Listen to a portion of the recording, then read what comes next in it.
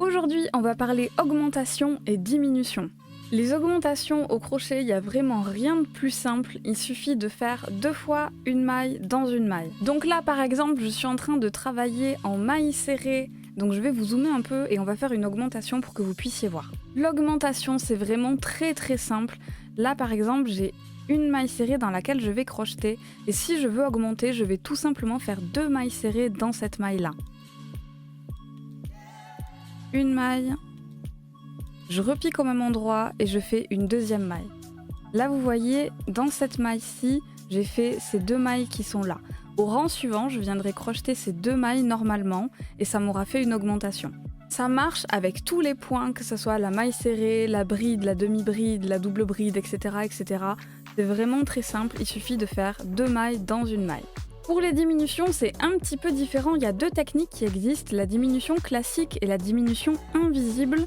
On va commencer par la méthode classique.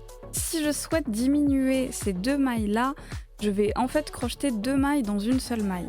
Pour ceci, vous allez insérer votre crochet comme si vous faisiez une maille serrée normale. Vous ramenez votre crochet et là, vous n'allez pas refermer, vous allez piquer dans la maille suivante comme si vous faisiez une autre maille serrée. Vous allez chercher votre laine et vous la ramenez. Vous avez 3 boucles sur votre crochet. Et là, vous allez refermer comme si c'était une maille serrée classique. Donc vous faites un jeté et vous passez au travers de toutes les boucles. D'accord ?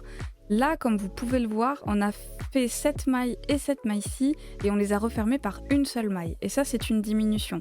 Quand on va commencer à crocheter, on va venir crocheter par la maille d'après qui sera ici. La technique de la diminution invisible, elle est un petit peu différente. Ce qu'on va faire, c'est qu'au lieu de venir piquer à l'intérieur de notre maille, on va juste venir chercher le brin avant. Donc comme vous l'avez déjà vu dans ma vidéo sur la maille serrée, chaque maille est constituée d'un brin avant et d'un brin arrière qui forment un petit V. Nous, on va juste venir chercher le brin avant et pour ça, on va passer par dessous comme ceci et passer au travers de notre maille.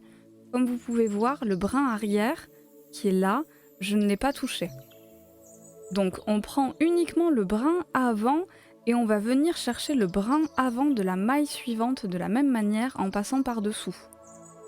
Là, vous allez venir chercher votre laine et passer au travers de ces 2 boucles de brin avant. Et là, vous allez refermer comme une maille serrée classique en faisant un jeté et en passant au travers des 2 boucles. Donc là, comme vous pouvez le voir, cette maille et cette maille-ci, on les a refermées par cette maille-là et on va commencer à crocheter à partir de la maille suivante qui est ici. Et là, vous avez fait une diminution invisible. Voilà, vous savez tout sur les augmentations et les diminutions, du moins sur la maille serrée. J'espère que cette vidéo vous a été utile et que vous allez pouvoir augmenter et diminuer vos ouvrages plus facilement. Si jamais vous avez des questions, n'hésitez pas à me les poser en commentaire ou à venir me les poser directement sur ma chaîne Twitch sur laquelle je stream les après-midi de semaine. Bye bye!